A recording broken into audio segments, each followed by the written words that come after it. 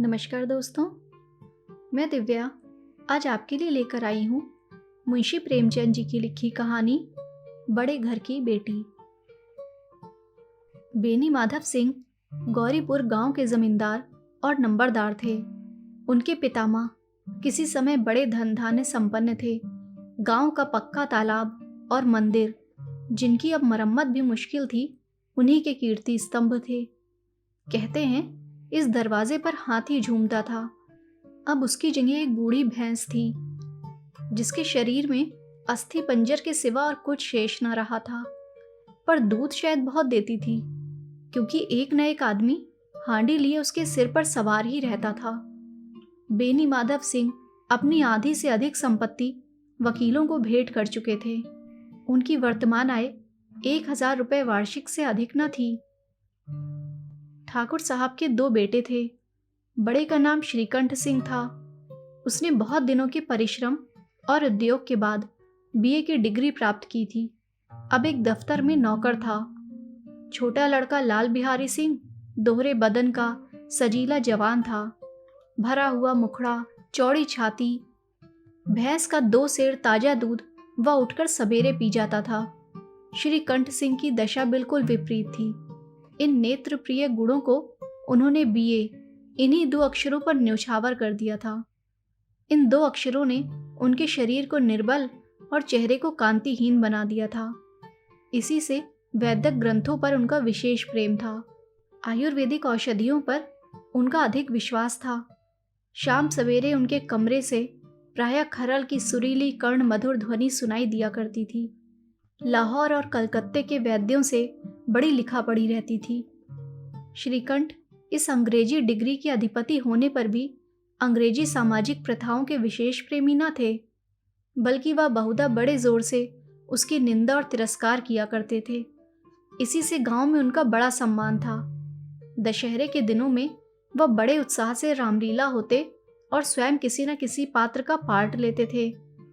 गौरीपुर में रामलीला के वही जन्मदाता थे।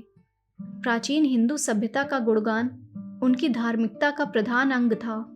सम्मिलित कुटुंब के तो वह एकमात्र उपासक थे। आजकल स्त्रियों को कुटुंब में मिलजुल कर रहने की जो अरुचि होती है, उसे वह जाति और देश दोनों के लिए हानिकारक समझते थे। यही कारण था कि गांव की ललनाएं उनकी निंदक थीं। कोई कोई तो उन्हें अपना शत्रु समझने में भी संकोच न करती थी। स्वयं उनकी पत्नी को ही इस विषय में उनसे विरोध था।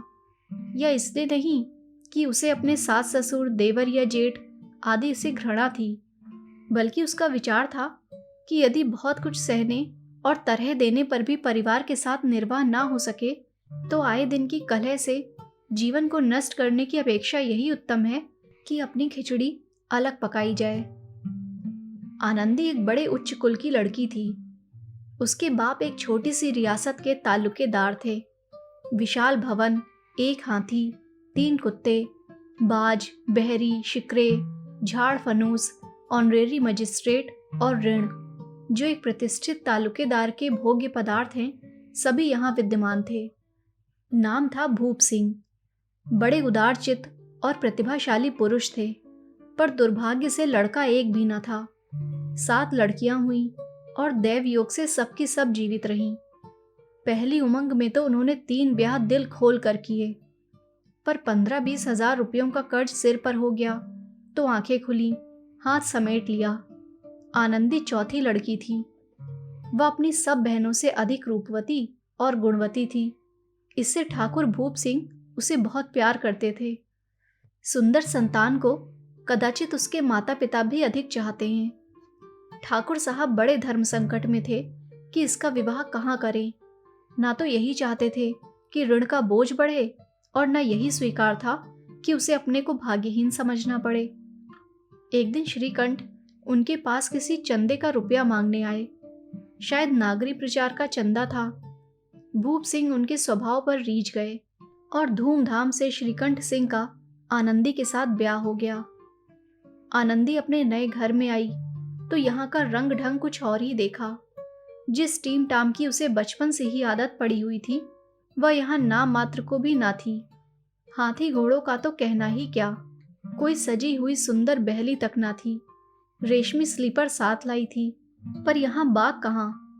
मकान में खिड़कियां तक न थीं, न जमीन पर फर्श, न दीवार पर तस्वीरें। यह एक सीधा सादा देहाती गृहस्थी का मकान था, किंतु आनंदी ने थोड़े ही दिनों में अपने को इस नई अवस्था के ऐसा अनुकूल बना लिया मानो उसने विलास के सामान कभी देखे ही ना थे। एक दिन दोपहर के समय लाल बिहारी सिंह 2 चिड़िया लिए हुए आया और भावच से बोला, जल्दी से पका दो, मुझे भूख लगी है। आनंदी भोजन बनाकर उसकी राह देख रही थी। अब वह नया व्यंजन बनाने बैठी। हांडी में देखा तो घी पाव भर से अधिक न था। बड़े घर की बेटी, किफायत क्या जाने, उसने सब घी मांस में डाल दिया। लाल बिहारी खाने बैठा तो दाल में घी न था। बोला, दाल में घी क्यों नहीं छोड़ा? आनंदी ने कहा, घी सब मांस में पड़ गया। लाल बिहारी जोर से बोला, अभी परसों घी आया है, इतना जल्द उठ गया? आनंदी ने उत्तर दिया, आज तो कुल पाव भर रहा होगा, वह सब मैंने मांस में डाल दिया। जिस तरह सूखी लकड़ी जल्दी से जल उठती है, उसी तरह शुदा से बावला मनुष्य जरा जरा सी बात पर तिनक जाता है। लाल बिहारी को भावच की ढिठाई बहुत बुरी मालूम हुई।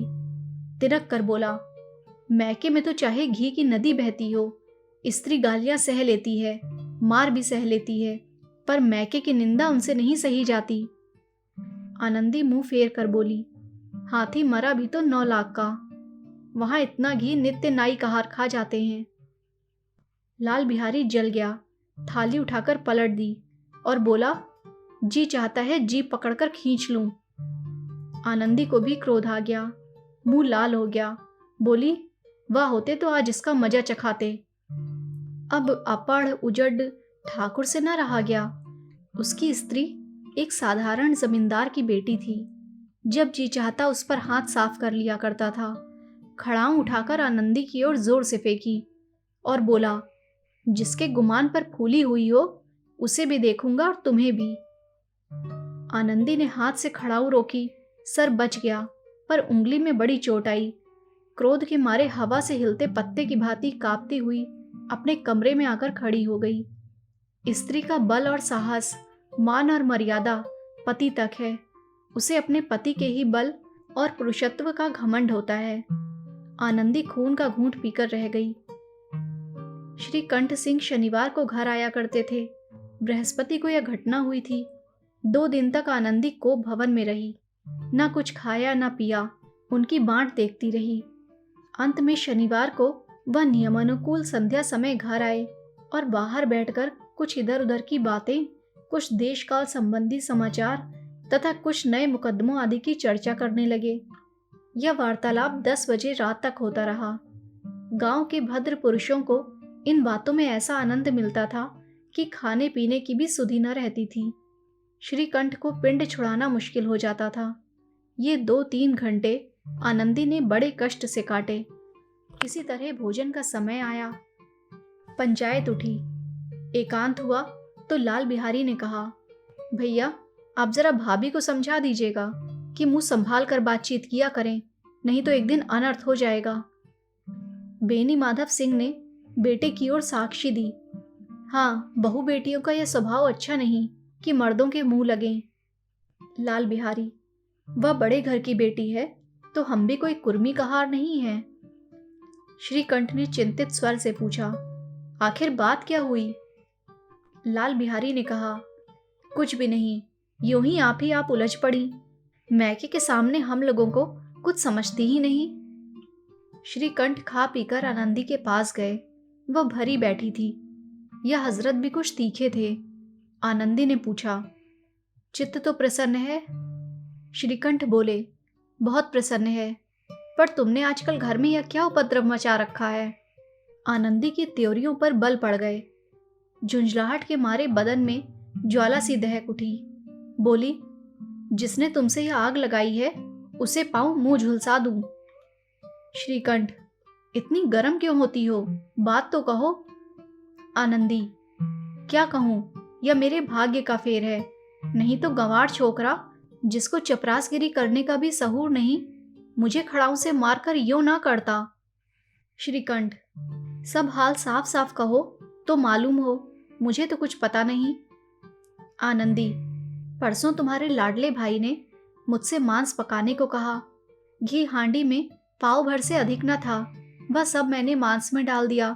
जब खाने बैठा तो कहने लगा, दाल में घी क्यों नहीं है।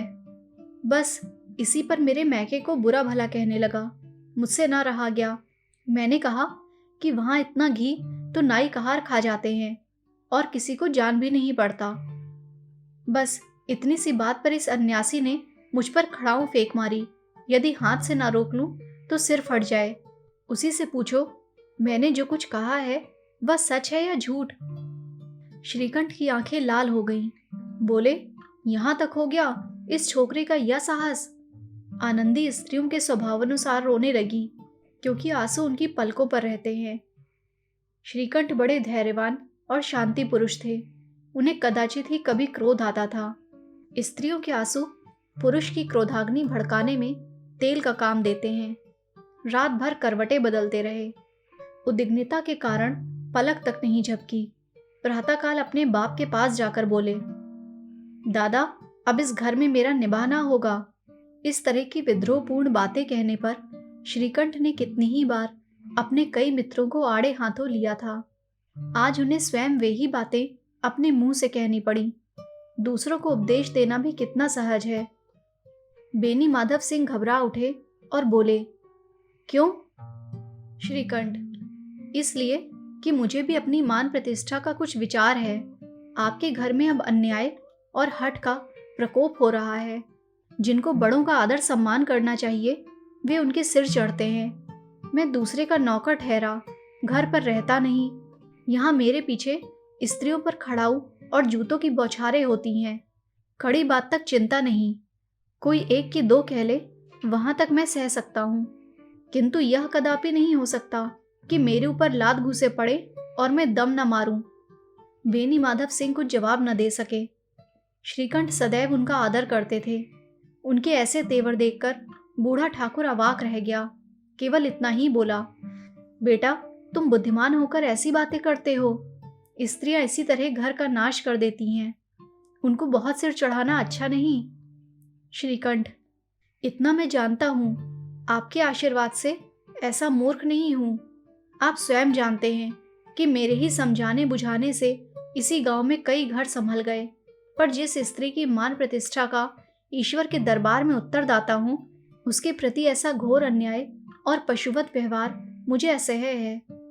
आप सच मानिए, मेरे लिए यही कुछ कम नहीं है कि लाल बिहारी को कुछ दंड नहीं होता। अब बेनी माधव सिंह भी गरमाए। ऐसी बातें और न सुन सके। बोले, लाल बिहारी तुम्हारा भाई है। उससे जब कभी भूल चूक हो उसके कान पकड़ो। लेकिन श्रीकंठ, लाल बिहारी को मैं अब अपना भाई नहीं समझता। बेनी माधव सिंह, स्त्री के पीछे?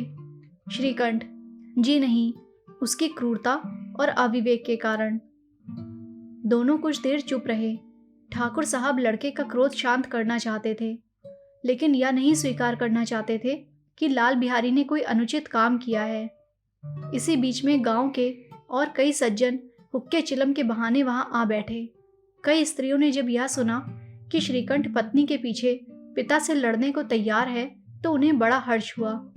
दोनों पक्षों की मधुर वाणियां सुनने के लिए उनकी आत्माएं तिलमिलाने लगीं। गांव में कुछ ऐसे कुटिल मनुष्य भी थे जो इस कुल की नीतिपूर्ण गति पर मन ही मन जलते थे। वे कहा करते थे, श्रीकंठ अपने बाप से दबता है इसीलिए वह दब्बू है। उसने विद्या पढ़ी इसलिए वह किताबों का कीड़ा है। बेनी माधव सिंह उसकी सलाह के बिना कोई काम नहीं करते। यह उनकी मूर्खता है। इन महानुभावों की शुभकामनाएं आज पूरी होती दिखाई दी। कोई हुक्का पीने के बहाने और कोई लगान की रसीद दिखाने आकर बैठ गया। बेनी माधव सिंह पुराने आदमी थे, इन भावों को ताड़ गए। उन्होंने निश्चय किया, चाहे कुछ ही क्यों ना हो, इन द्रोहियों को ताली बजाने का अवसर ना दूंगा। तुरंत कोमल शब्दों में बोले, बेटा, मैं तुमसे बाहर नहीं हूं। तुम्हारा जो जी चाहे करो। अब तो लड़के से अपराध हो गया। इलाहाबाद का अनुभव रहित झल्लाया हुआ ग्रेजुएट इस बात को न समझ सका। उसे डिबेटिंग क्लब में अपनी बात पर अड़ने की आदत थी। इन हथकंडों की उसे क्या खबर। बाप ने जिस मतलब से बात पलटी थी वह उसकी समझ में ना आई। बोला, लाल बिहारी के साथ अब इस घर में नहीं रह सकता। बेनी माधव, बेटा, बुद्धिमान लोग मूर्खों की बात पर ध्यान नहीं देते। वह बेसमझ लड़का है। उससे जो कुछ भूल हुई उसे तुम बड़े होकर क्षमा करो। श्रीकंठ, उसकी इस दुष्टता को मैं कदापि नहीं सह सकता। या तो वही घर में रहेगा या मैं ही। आपको यदि वह अधिक प्यारा है तो मुझे विदा कीजिए। मैं अपना भार आप संभाल लूंगा। यदि मुझे रखना चाहते हैं तो उससे कहिए, जहां चाहे चला जाए। बस यह मेरा अंतिम निश्चय है। लाल बिहारी सिंह दरवाजे की चौखट पर चुपचाप खड़ा बड़े भाई की बातें सुन रहा था। वह उनका बहुत आदर करता था। उसे कभी इतना साहस ना हुआ था कि श्रीकंठ के सामने चारपाई पर बैठ जाए, हुक्का पी ले या पान खा ले। बाप कभी वह इतना मान ना करता था। श्रीकंठ का भी उस पर हार्दिक स्नेह था। अपने होश में उन्होंने कभी उसे घुड़का तक ना था। जब वह इलाहाबाद से आते तो उसके लिए कोई ना कोई वस्तु अवश्य लाते। मुग्दर की जोड़ी उन्होंने ही बनवा दी थी। पिछले साल जब उसने अपने से डेढ़े जवान को नाग पंचमी के दिन दंगल में पछाड़ दिया तो उन्होंने पुलकित होकर अखाड़े में ही जाकर उसे गले लगा लिया था। 5 रुपए के पैसे लुटाए थे। ऐसे भाई के मुंह से आज ऐसी हृदय विदारक बात सुनकर लाल बिहारी को बड़ी ग्लानि हुई। वह फूट फूट कर रोने लगा। इसमें संदेह नहीं कि अपने किए पर पछता रहा था। भाई के आने से एक दिन पहले से उसकी छाती धड़कती थी कि देखूं भैया क्या कहते हैं। मैं उनके सम्मुख कैसे जाऊंगा, उनसे कैसे बोलूंगा, मेरी आंखें उनके सामने कैसे उठेंगी। उसने समझा था कि भैया मुझे बुलाकर समझा देंगे। इस आशा के विपरीत आज उसने उन्हें निर्दयता की मूर्ति बने हुए पाया। वह मूर्ख था, परंतु उसका मन कहता था कि भैया मेरे साथ अन्याय कर रहे हैं। यदि श्रीकंठ उसे अकेले में बुलाकर 2-4 बातें कह देते, इतना ही नहीं 2-4 तमाचे भी लगा देते, तो कदाचित उसे इतना दुख ना होता। पर भाई का यह कहना कि अब मैं इसकी सूरत नहीं देखना चाहता, लाल बिहारी से सहा ना गया। वह रोता हुआ घर आया। कोठरी में जाकर कपड़े पहने आंखें पोंछी, जिसमें कोई यह न समझे कि रोता था। तब आनंदी के द्वार पर आकर बोला, भाभी, भैया ने निश्चय किया है कि वह मेरे साथ इस घर में ना रहेंगे। अब वह मेरा मुंह नहीं देखना चाहते, इसलिए अब मैं जाता हूँ। उन्हें फिर मुंह ना दिखाऊंगा। मुझसे जो कुछ अपराध हुआ उसे क्षमा करना। यह कहते कहते लाल बिहारी का गला भर आया। जिस समय लाल बिहारी सिंह सिर झुकाए आनंदी के द्वार पर खड़ा था, उसी समय श्रीकंठ सिंह भी आंखें लाल किए बाहर से आए। भाई को खड़ा देखा तो घृणा से आंखें फेर लीं और कतरा कर निकल गए, मानो उसकी परछाई से दूर भागते हों। आनंदी ने लाल बिहारी की शिकायत तो की थी, लेकिन अब मन में पछता रही थी। वह स्वभाव से ही दयावती थी। उसे इसका तनिक भी ध्यान न था कि बात इतनी बढ़ जाएगी। वह मन में अपने पति पर झुंझला रही थी कि यह इतने गर्म क्यों होते हैं। उस पर यह भय भी लगा हुआ था कि कहीं मुझसे इलाहाबाद चलने को कहें तो कैसे क्या करूंगी। इस बीच में जब उसने लाल बिहारी को दरवाजे पर खड़े या कहते सुना कि अब मैं जाता हूँ, मुझसे जो कुछ अपराध हुआ क्षमा करना, तो उसका रहा सहा क्रोध भी पानी हो गया। वह रोने लगी। मन का मैल धोने के लिए नयन जल से उपयुक्त और कोई वस्तु नहीं है। श्रीकंठ को देखकर आनंदी ने कहा, लाला बाहर खड़े बहुत रो रहे हैं। श्रीकंठ, तो मैं क्या करूं? आनंदी, भीतर बुला लो, मेरी जीभ में आग लगे, मैंने कहाँ से यह झगड़ा उठाया। श्रीकंठ, मैं ना बुलाऊंगा। आनंदी, पछताओगे, उन्हें बहुत ग्लानि हो गई है, ऐसा ना हो कहीं चल दें। श्रीकंठ ना उठे। इतने में लाल बिहारी ने फिर कहा, भाभी, भैया से मेरा प्रणाम कह दो। वह मेरा मुंह नहीं देखना चाहते, इसलिए मैं भी अपना मुंह नहीं ना दिखाऊंगा। लाल बिहारी इतना कहकर लौट पड़ा और शीघ्रता से दरवाजे की ओर बढ़ा। अंत में आनंदी कमरे से निकली और उसका हाथ पकड़ लिया। लाल बिहारी ने पीछे फिर कर देखा और आंखों में आंसू भरे बोला, मुझे जाने दो। आनंदी, कहाँ जाते हो? लाल बिहारी, जहाँ कोई मेरा मुंह ना देखे। आनंदी, मैं ना जाने दूंगी। लाल बिहारी, मैं तुम लोगों के साथ रहने योग्य नहीं हूँ। आनंदी, तुम्हें मेरी सौगंध, अब एक पग भी आगे ना बढ़ाना। लाल बिहारी, जब तक मुझे यह ना मालूम हो जाए कि भैया का मन मेरी तरफ से साफ हो गया, तब तक मैं इस घर में कदापि ना रहूंगा। आनंदी, मैं ईश्वर को साक्षी देकर कहती हूँ कि तुम्हारी ओर से मेरे मन में तनिक भी मैल नहीं है। अब श्रीकंठ का हृदय भी पिघला। उन्होंने बाहर आकर लाल बिहारी को गले लगा लिया। दोनों भाई खूब फूट फूट कर रोए। लाल बिहारी ने सिसकते हुए कहा, भैया, अब कभी मत कहना कि तुम्हारा मुंह ना देखूंगा। इसके सिवा आप जो दंड देंगे मैं सहर्ष स्वीकार कर लूंगा। श्रीकंठ ने कांपते हुए स्वर में कहा, लल्लू, इन बातों को बिल्कुल भूल जाओ। ईश्वर चाहेगा तो फिर ऐसा अवसर ना आवेगा। बेनी माधव सिंह बाहर से आ रहे थे। दोनों भाइयों को गले मिलते देखकर आनंद से पुलकित हो गए। बोल उठे, बड़े घर की बेटियां ऐसी ही होती हैं, बिगड़ता हुआ काम बना लेती हैं। गांव में जिसने यह वृत्तांत सुना, उसी ने इन शब्दों में आनंदी की उदारता को सराहा। बड़े घर की बेटियां ऐसी ही होती हैं। धन्यवाद।